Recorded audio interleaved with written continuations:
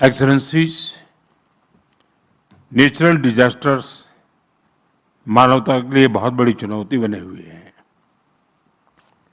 इस वर्ष भी प्राकृतिक आपदाओं ने दुनिया की बहुत बड़ी आबादी को प्रभावित किया है।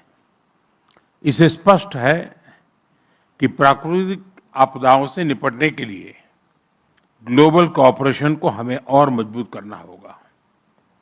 इसी सोच के साथ भारत ने अपनी G20 प्रेसिडेंसी के दौरान disaster risk reduction working group की स्थापना की थी। इस महत्वपूर्ण एजेंडा को प्राथमिकता के साथ आगे बढ़ाने के लिए मैं साउथ अफ्रीका को बधाई देता हूं। फ्रेंड, डिजास्टर रेजिलियंस को लेकर हमारी अप्रोच रिस्पॉन्स सेंट्रिक से भी आगे डेवलपमेंट सेंट्रिक होनी चाहिए। Coalition for disaster resilient infrastructure की स्थापना के पीछे भारत की यही सोच थी। G20 देश CDRI के साथ मिलकर फाइनेंस, टेक्नोलॉजी और स्किल डेवलपमेंट को मोबिलाइज कर सकते हैं।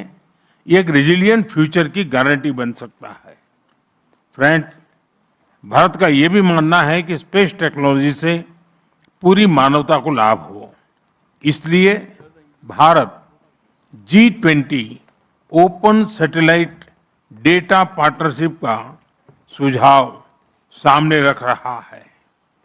इससे G20 देशों के स्पेस एजेंसियों का सैटेलाइट डेटा और एनालिसिस ग्लोबल साउथ के देशों के लिए अधिक सुलभ, इंटरऑपरेबल और उपयोगी बनाया जा सकता है। फ्रेंड्स, ग्लोबल ग्रोथ के लिए सस्टेनेबिलिटी और क्लीन एनर्जी जरूरी है।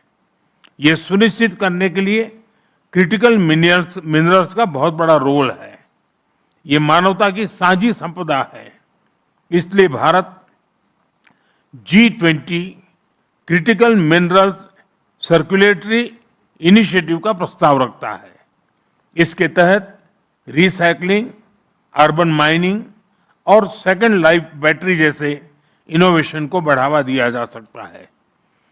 सर्कुलेटरी में इन्वेस्टमेंट होगी तो प्राइमरी माइनिंग पर निर्भरता कम रहेगी। इससे सप्लाई चेन पर भी दबाव कम होगा और नेचर के लिए भी ये अच्छा रहेगा। ये initiative joint research technology standards और ग्लोबल साउथ के पायलट रिसाइकलिंग फैसिलिटीज को सपोर्ट कर सकता है। फ्रेंड्स, नई दिल्ली G20 समिट के दौरान हमने संकल्प लिया था कि 2030 तक रिन्यूएबल एनर्जी को 3 गुना और एनर्जी एफिशिएंसी रेट को 2 गुना करेंगे। इस लक्ष्य को हासिल करने के लिए विकसित देशों को अफोर्डेबल क्लाइमेट फाइनेंस और टेक्नोलॉजी उपलब्ध कराने के लिए अपने कमिटमेंट्स को टाइम बाउंड तरीके से पूरा करना होगा। फ्रेंड्स, क्लाइमेट चेंज और अन्य चुनौतियों के कारण हमारे एग्रीकल्चर सेक्टर और फूड सिक्योरिटी पर खतरा और गंभीर होता जा रहा है। कई देशों में किसानों के लिए फर्टिलाइजर्स, टेक्नोलॉजी, क्रेडिट, इंश्योरेंस और मार्केट एक्सेस की चुनौती बढ़ती जा रही है। भारत अपने स्तर पर इन चुनौतियों से निपटने का प्रयास कर रहा है। भारत में हम विश्व का सबसे बड़ा फूड सिक्योरिटी और न्यूट्रिशन सपोर्ट प्रोग्राम चला रहे हैं। विश्व का सबसे बड़ा हेल्थ इंश्योरेंस प्रोग्राम और सबसे बड़ी फसल बीमा योजना भी भारत चला रहा है। हम श्री अन्न यानी मिलेट्स पर बल दे रहे हैं, जो पोषण और पर्यावरण दोनों के लिए सुपर फूड है। दिल्ली G20 के दौरान इन सभी विषयों पर हमने डेक्कन प्रिंसिपल्स पर सहमति बनाई थी।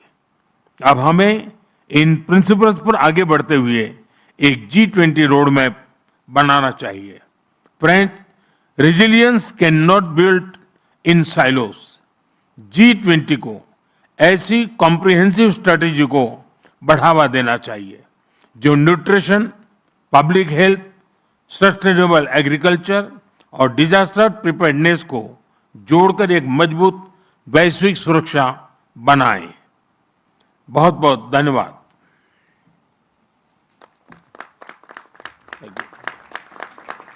Thank you.